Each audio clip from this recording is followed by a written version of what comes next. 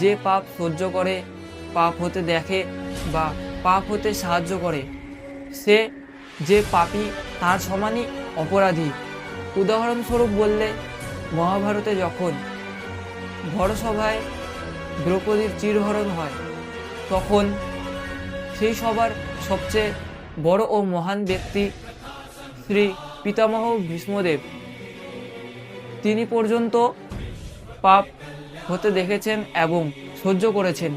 ফলে কুরুক্ষেত্রের যুদ্ধে যখন তিনি তীরের শয্যায় ছিলেন, তখন তিনি তার সম্পূর্ণ কুল বা বংশকে ধ্বংস বা নষ্ট হতে দেখেছিলেন। নিজে গুরুজন হয়ে নিজের সম্পূর্ণ বংশর নাশ হতে দেখাও অনেক কষ্টকর। ভীষ্মদেব নিজে কোনো পাপ করেনি, কিন্তু তিনি পাপ হতে দেখেছেন এবং পাপ